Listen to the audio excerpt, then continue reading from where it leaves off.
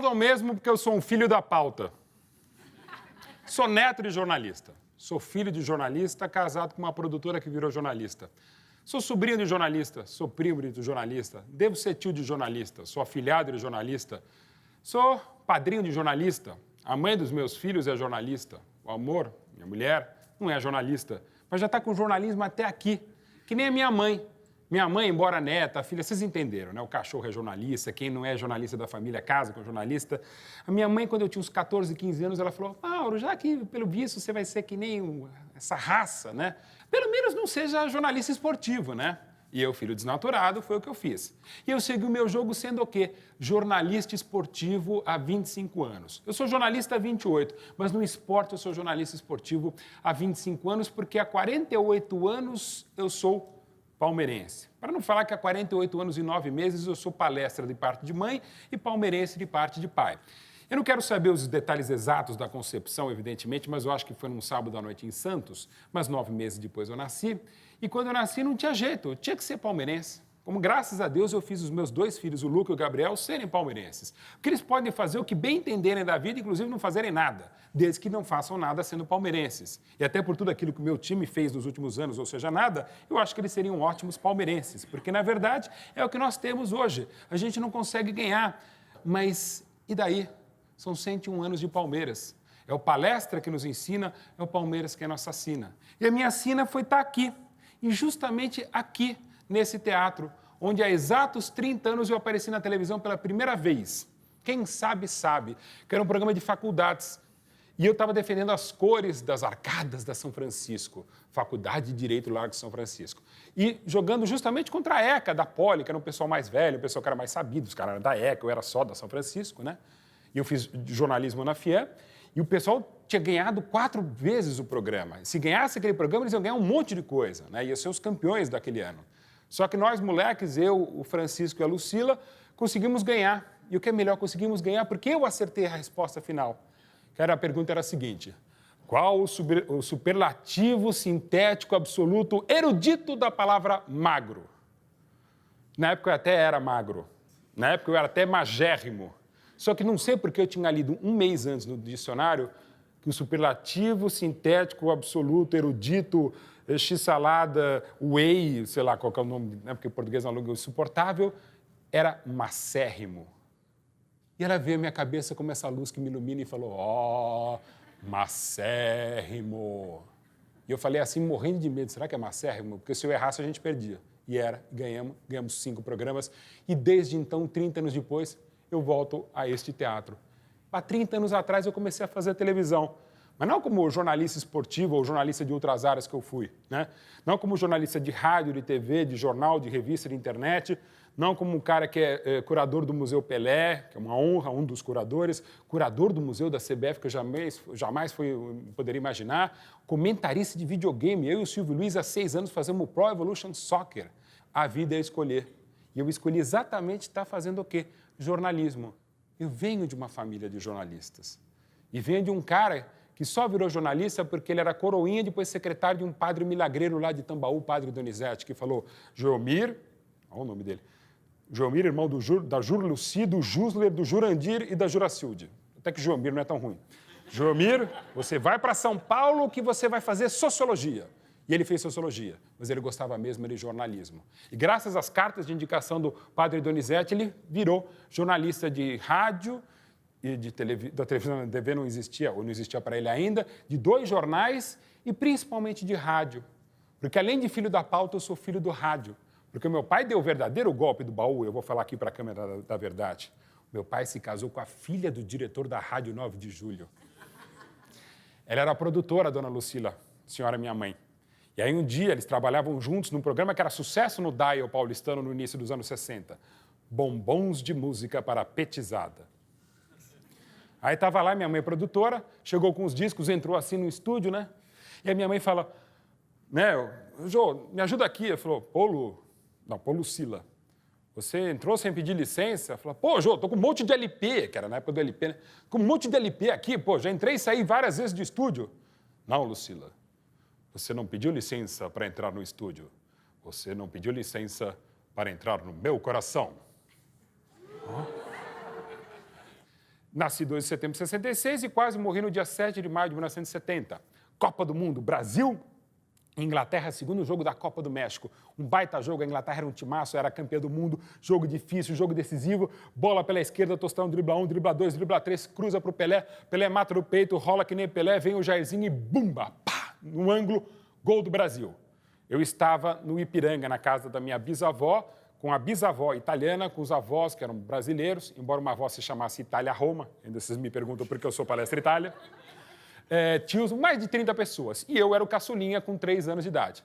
E a gente vendo o jogo lá, naquele Colorado RQ valvulado, golaço do Brasil, 90 milhões em ação, e um bebê caído na frente do chão da televisão, porque o meu pai, ao comemorar, esqueceu que o filho estava no colo dele, normal, né? E eu bati a cabeça e fiquei assim. Quase morri, né? Mas eu acho que ali ficou incutida aquela coisa de ser jornalista, porque eu nunca me imaginei fazendo outra coisa. Talvez porque vocês vão ver exatamente nesta foto que vocês estão vendo agora, no dia não sei quando de 73, Joelmir José Betting, o pai do Mauro Betting e do Gianfranco Betting, o Panda, e nos momentos de maior orgulho da minha vida que eu estava vendo, puxa, meu pai está fazendo um livro, na prática a teoria é outra, ele está dando autógrafo, que coisa legal. Eu estava começando a aprender a escrever e falava, imagina um dia ser jornalista, um dia escrever um livro. E graças a Deus já são 15.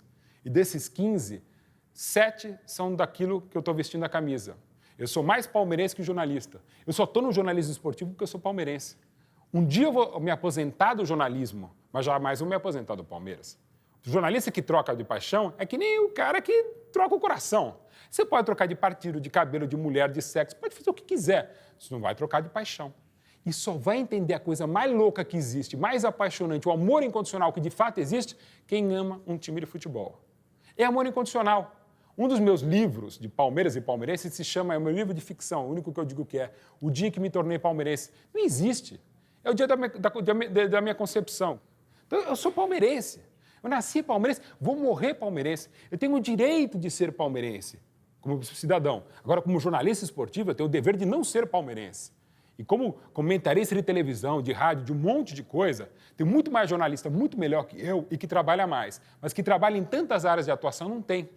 Porque eu faço museu, eu faço livros, e não só do Palmeiras. Eu tenho mais textos em livros do Corinthians e de outros clubes do que do Palmeiras. Tem um texto que eles querem colocar no estádio do Grêmio, dos 110 anos do Grêmio. Um texto sobre a queda da Portuguesa para a Série C foi lido no Conselho da Portuguesa. Quando o Corinthians fez 100 anos, o texto que estava lá na Gaviões da Fiel era meu, não era de nenhum corintiano. Então, eu me viro no jornalismo porque eu visto a camisa do Corinthians quando eu quero escrever do Corinthians. Eu visto a camisa do Flamengo quando eu quero ser Flamengo. Mas, na verdade, eu só quero ser Palmeiras. Eu sou até exageradamente Palmeiras. Já apresentei 4 banquetes do clube, apresentei a festa dos 100 anos, vocês vão ver já a foto. Eu já fiz discurso para presidente, já fiz 4 preleções para time. Time mal, eu vou lá, tento animar, o time perde o jogo. O time troca o treinador, vou lá, animo, o time ganha o jogo. Final do Campeonato Paulista de 2015, a preleção que eles ouviram foi minha, o time perdeu. Mas o jogo em Itaquera, ganhamos nos pênaltis. Essa paixão que me fez aqui estar do lado do meu pai é que fez o meu pai estar do lado dessas bandeiras, desses mitos, desses bustos do Palmeiras. Numa festa na casa do meu pai, está o meu pai, Ademir da Guia, que é busto desde 1992, Valdemar Fiume, o pai da bola, que é busto no Palmeiras desde 58, o Berdan Catani, que é busto no Palmeiras desde 2015. Todos os bustos, à exceção do Junqueira, que já havia morrido, estão nessa foto. Nesse dia, véspera do Dia dos Pais de 2012, o do meio é o Joelmir Betting, à direita dele é o Gabriel Betting, meu caçula, à esquerda é o Luca Betting, e essa é a última vez que meu pai saiu com os filhos dele, com os meus filhos e com os netos dele, quase que filhos. 3 semanas depois ele foi para o hospital, de onde eu não sairia mais, morreria 3 meses depois disso. E o último Dia dos Pais ele fez questão de sair comigo e com eles para a gente ir nas obras do estádio do Palmeiras. Mas eu sou um torcedor que virou jornalista e os caras me pagam para falar de futebol. Os caras me pagam para ver final de Copa do Mundo, fazer final de Liga dos Campeões no estádio. Os caras me pagam. O que eu farei de graça? Aliás, na verdade, eu saí do jornalismo político por causa disso. Na época, a futura mãe dos meus filhos, eu detestava o futebol com paixão e eu não conseguia ver jogo. O único jeito de ver jogo era trabalhando no jogo. Então foi o que eu fiz. Tá certo que eu exagero desde então, mas eu estou lá fazendo livros como esse, com Dudu, Leivinho, Ademir da Guia e eu. Quando eu podia imaginar que eu ia ser embaixador oficial de um clube, ainda mais o meu clube? Então, assim, o livro do Marcos. Um dia conversando com o Marcos num treino, depois do treino ficamos conversando eu, ele e mais 2 pessoas. Um monte de história engraçada. Eu peguei e comecei a anotar no celular. Pô, é demais a história, porque eu tinha um jantar com amigos. Eu falei, não vou contar só para os meus amigos, vou contar para o público mesmo, fazer um livro.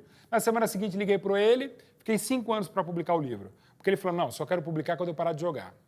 Aí consegui fazer o livro. Daí ele falou, bom, então vai ser uma autobiografia que é muito engraçado. E quem disse que ele me deu alguma entrevista? Não tem nenhuma entrevista. Eu peguei tudo das conversas que a gente tinha, algum material de pesquisa, botei muita coisa na palavra dele. Na verdade, foi o meu primeiro livro de ficção, porque eu inventei um monte de coisa. Até o Marcão falava, pô, fiquei bem nessa frase aqui, falei bem, viu?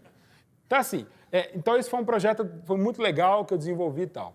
Muitos me convidam, até por essa paixão, e sabem que eu trabalho muito, fazendo várias coisas e trabalho rápido, eles me convidam para fazer. Outras vêm na ideia. Então, por exemplo, um dos que eu estou fazendo agora, eu estou escrevendo 6 livros ao mesmo tempo. Um dos que eu estou fazendo é a autobiografia do Zico. Sensacional, trabalhei com ele, a gente ficou parceiro e tal, e aí eu ofereci para ele. Tem novos projetos que entraram essa semana e ainda estão conversando, assinando e tal, que o pessoal vem me procurar porque sabe que eu faço um monte de coisa. Museu da CBF me procuraram para essa paixão. Museu do Pelé me procuraram, mas eu também quis. Assim, pintou alguma coisa, eu faço. Como é que eu faço? Não tenho a menor ideia. É que eu faço muita coisa muito rápido e, principalmente, muito apaixonado. E quando eu fico, embora eu tenha tardiamente diagnosticado esse transtorno de déficit de atenção e hiperatividade, eu consigo fazer 2 coisas ao mesmo tempo. Eu consigo ver um jogo, comentar e meio que estar escrevendo um texto do outro lado. Eu consigo fazer um prefácio de livro no trânsito de São Paulo. Eu consegui fazer um texto que foi mais replicado meu, que é um texto sobre os 110 anos do Grêmio, cortando cabelo, né? E caindo o cabelo no celular, assim, escrevendo. Eu tenho facilidade para escrever. Eu fiz ontem um texto para o Centenário do Palmeiras, um dos 4 que eu fiz. Um para a festa oficial, outro para um grupo de torcedores de Maringá e 3 para consumo próprio. Eu fiz deitado na cama. Agora, como eu faço, eu não sei. Eu faço. É dizendo sim. Isso eu falo para todo mundo, isso eu aprendi com meu pai. Faça. Depois discuta como fazer, com quem fazer, quanto vai custar. Faça, porque não tem preço. Quando eu podia imaginar escrever um livro como esse, o Nunca Fui Santo, não só o Marcos, mas eu também, e aí o Marcão escreve, isso eram 2h50 da manhã. A gente ficou das 6h15 da tarde até as 2h50 da manhã, dando mais de 4.000 autógrafos para mais de 8.500 pessoas no shopping. Foi o maior lançamento de livro. Não porque era meu, não porque era do Palmeiras, mas porque era do Marcos. E no final ainda ele me deu esse autógrafo dizendo que eu sou o mago das palavras. Pô, o Marcão, um cara que é um dos maiores ídolos do Palmeiras, falar que eu sou o mago das palavras, para tentar explicar isso, eu seria obrigado a usar a frase que o meu pai um dia falou e que ficou durante 3 anos no vestiário do Palestra Itália, que é explicar a emoção de ser palmeirense a um palmeirense é totalmente desnecessário. E a quem não é palmeirense é simplesmente impossível. Essa frase ficou no Palestra Itália, essa frase está na contracapa do livro do Centenário, Nepotismo, foi eu que escrevi, do Palmeiras. Não está assinada porque todo mundo meio que já sabe. Tanto sabe que tem mais de 5 pessoas que eu já sei que tatuaram essa frase no corpo. E tatuar uma frase, explicar a emoção de ser palmeirense a quem é palmeirense é totalmente desnecessário. Meu, deve doer pra cacete. Mas convenhamos, não dói porque é paixão. Não dói porque como é que eu vou explicar esse dia aqui? Que eu fui mestre de cerimônias da inauguração do estádio do Palmeiras com o Evair. Que eu pedi para o Evair bater um pênalti como ele havia batido em 93. Eu chamei o Evair, vem bater um pênalti. E como eu também fiz a autobiografia do Evair, ele foi lá na amizade e bateu o pênalti. O primeiro evento do novo estádio do Palmeiras foi a exibição do nosso primeiro filme, 12 de junho de 93. Como é que eu podia imaginar isso? Como é que eu podia imaginar que agora a gente acabou de regravar a arrancada heróica para o próximo filme, que é o filme oficial do Centenário, que a gente vai lançar, Palmeiras, o campeão do século, que também é a minha direção, e do Kim Teixeira. Como é que eu podia imaginar que eu ia fazer essa cena aqui que eu já fiz aqui, que era o jogo de despedida do Alex, também outro grande ídolo do Palmeiras, estou lá no gramado. Como é que eu ia imaginar que o estádio ia me aplaudir? Mas ninguém percebe que, na verdade, eu sou pago mesmo para ser palmeirense. Porque o Palmeiras é vestir essa camisa que me faz mais jornalista. Porque para tentar entender a paixão de um corintiano, de um flamenguista, você precisa estar torcendo, você precisa estar vivendo, você precisa estar sentindo. Você precisa estar como está o Jaiminho aqui na foto, rindo com o Dudu Edemir da Guia. Gente, os caras me pagam para ver futebol, para falar de futebol, para escrever de futebol. É uma vergonha.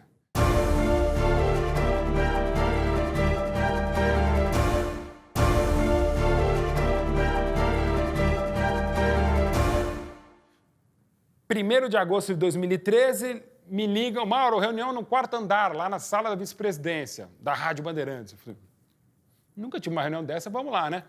Tô chegando no terra, perto, toco o telefone, voz padrão da Rádio Bandeirantes, Walker Blas. Mauro. Ô, Walker, tudo bom? Tudo mais ou menos, me demitiram.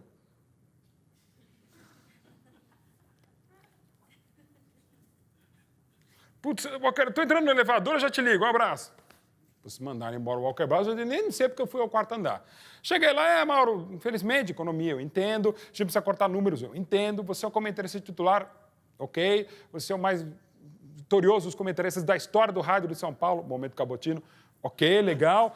Fui mandado embora, eu tinha uma reunião, porque tinha que fazer uma reforma em casa, quase que eu já desmarco, né, porque não vai dar para pagar, né?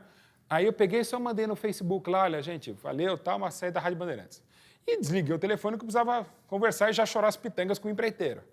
45 minutos depois, liga o meu primo e fala, Mauro, você está vendo a repercussão? Eu falei, não estou vendo, eu só sei que tem um monte de ligação aqui do UOL, de uma rádio, que eu não vou falar qual é. Eu acho que é legal, parece que os caras já vão querer fazer alguma proposta e tal. Não, você não está sabendo. É 4º lugar no Trending Topics do Twitter. Nossa, que coisa. Não, mas Trending Topic mundial.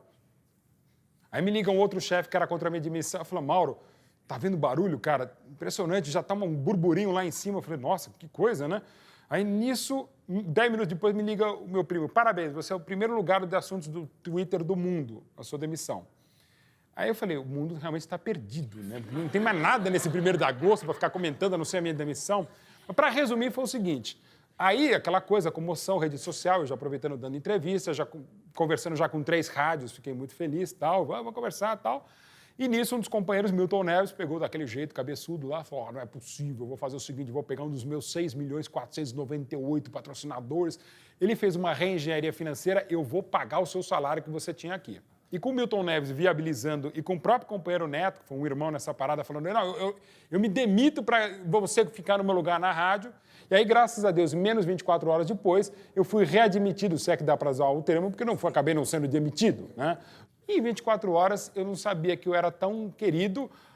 Aliás, nunca fui tão querido antes, profissionalmente falando, e nem depois. Eu já estou até achando que vale a pena eu ser demitido de novo para ver qual é a reação, que de repente eu consigo alguma coisa melhor. E mais, até por amor próprio e amor pela vida, eu precisava pagar as contas, né? Então valia a pena eu continuar trabalhando, até porque eu fiz uma boa jogada de marketing. Graças a Deus que fui para a Jovem Pan, onde meu pai também trabalhou, estou muito feliz na Jovem Pan, como estou na Fox, no Lancenet, nos outros empregos que eu trabalho, mas realmente eu nunca imaginei que um dia uma demissão pudesse ser a minha melhor contratação. É essa paixão de casa que me faz ter isso aqui e ter essa emoção de 2 dias depois da morte do meu pai, na Vila Belmiro, o Santos, via Neymar, entregou para mim no meio do gramado uma homenagem ao meu pai. O meu pai faltou da placa do gol, de placa do Pelé, deram uma placa para o meu pai e o time inteiro do Palmeiras entrou com a camisa 10 de Geomir, com aquela frase de explicar a emoção de ser palmeirense, com uma faixa em nome do meu pai. E foi a única vez na minha vida que eu não sei o que eu falei com alguém e não sei o que ele falou comigo. Quando o Neymar veio falar comigo e dar a placa, eu respondi alguma coisa e eu não sei o que eu falei. E logo depois, no dia da despedida do Marcos, que era 10 dias depois, falei para o Marcão isso, falei, pô, Marcão, eu entrei no gramado, o Neymar falou comigo, eu falei com ele, não sei o que eu falei com eles. Com ele, com a imprensa, ele falou, bem-vindo ao meu mundo. Eu fiquei 20 anos falando qualquer coisa saindo do gramado, vocês me perguntavam, eu não sabia, falavam qualquer coisa. E isso, vindo de um cara tão coração como o Marcos, é o que faz a gente ser um pouco mais coração, é o que faz a gente entender um pouco mais a nossa paixão, é o que faz a gente fazer o que eu fiz nesse dia. No dia 29 de novembro de 2012, 1h15 mais ou menos da manhã, eu estava na Rádio Bandeirantes com o Milton Neves entrevistando o Rogério Ceni. E nesse momento o Rogério Ceni estava brigando com o Milton Neves com o Rogério Ceni e eu no meio. E eu estava no estúdio e não estava no estádio, no Morumbi, para fazer um jogo da Copa Sul-Americana, porque isso era uma quarta-feira à noite, na verdade, madrugada de quinta-feira.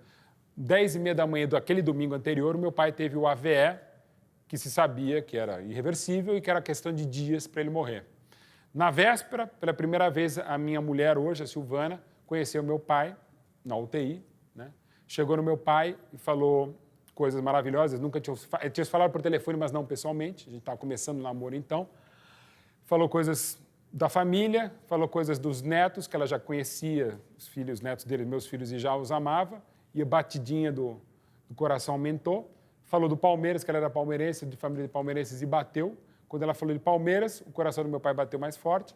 Quando falou dos netos, o coração bateu mais forte. Quando falou que ela me amava e eu a amava e que a gente ia viver a vida em nome dele, ele bateu um pouquinho mais. Outros momentos da conversa não bateu mais, quem quiser acreditar, acredita, mas o futebol também me ensinou a acreditar. Então eu estava no ar, quando meu irmão me ligou e falou, morreu. Eu estava no ar no meio da entrevista com o Rogério Ceni, tocou o telefone do meu irmão, eu estava no ar com o computador à frente, falei com ele, não deu 5 minutos, acabou uma entrevista, o Milton Neves me passou para fechar o comentário em cima da entrevista, aí eu suspirei 2 segundos e comecei a ler um texto que eu tinha escrito aquela tarde para o meu blog, no Lancinete, que era um texto sobre o meu pai, evidentemente me despedindo do meu pai. E comecei a ler um texto que durou uns 6 minutos e meio.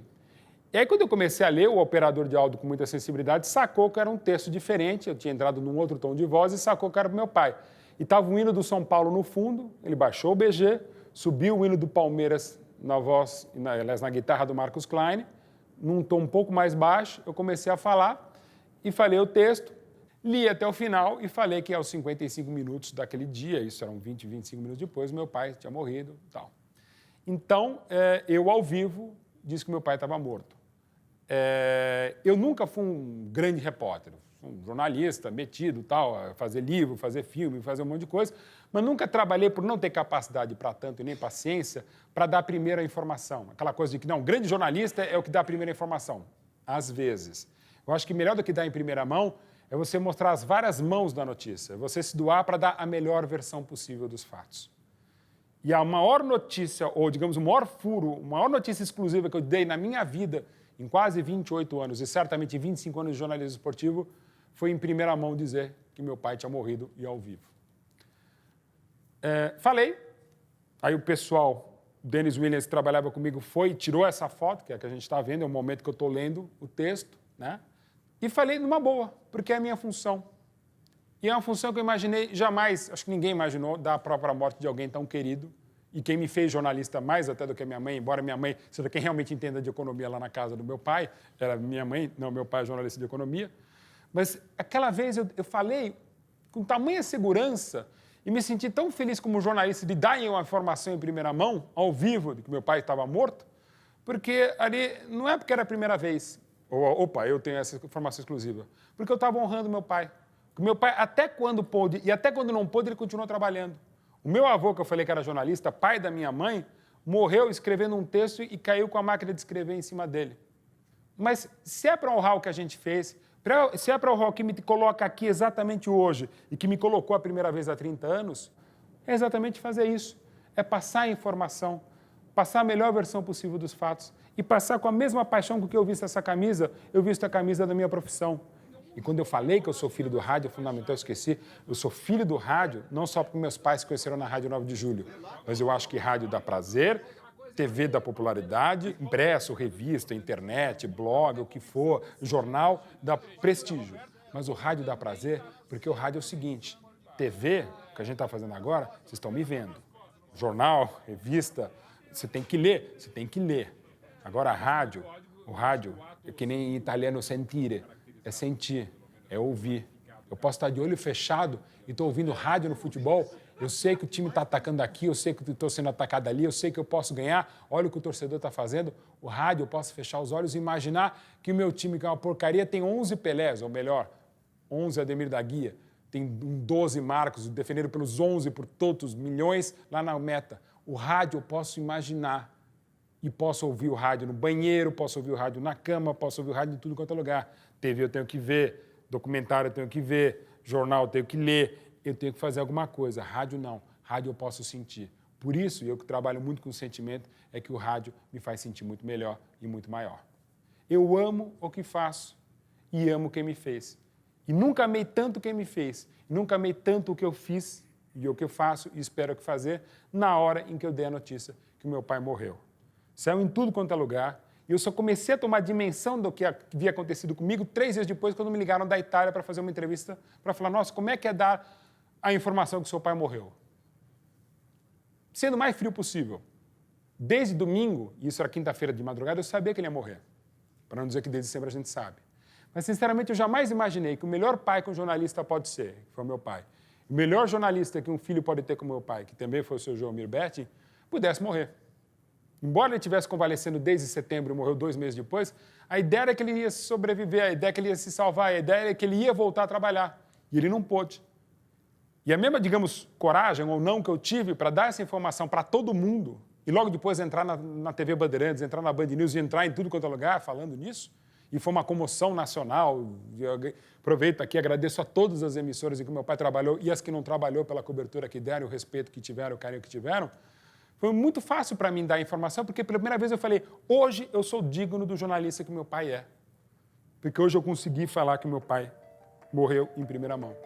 Eu consegui falar. Hoje eu fui digno. Mas, ao mesmo tempo, eu não consegui falar para os meus 2 filhos que o avô deles tinha morrido. Eles souberam por aquilo que eu falei. Eles souberam porque começou aquela repercussão e começaram a mandar por redes sociais, seu avô morreu, eu ouvi seu pai falando na rádio. Eu não dei a primeira informação como deveria dar para os meus filhos. Eu dei para o ar. Estou errado? Talvez até esteja, como pessoa. Mas como jornalista, que me faz ser mais pessoa, por amar o que eu faço, e principalmente amar quem me fez, é que eu dei aquela informação. Como dizia o meu pai no Jornal da Globo, é para pensar na cama, e no meu caso no futebol, para pensar na grama. Nunca vou passar por um momento como esse. Espero não dar mais a notícia de morte de ninguém, mas certamente eu vivi muito mais desde então. Obrigado.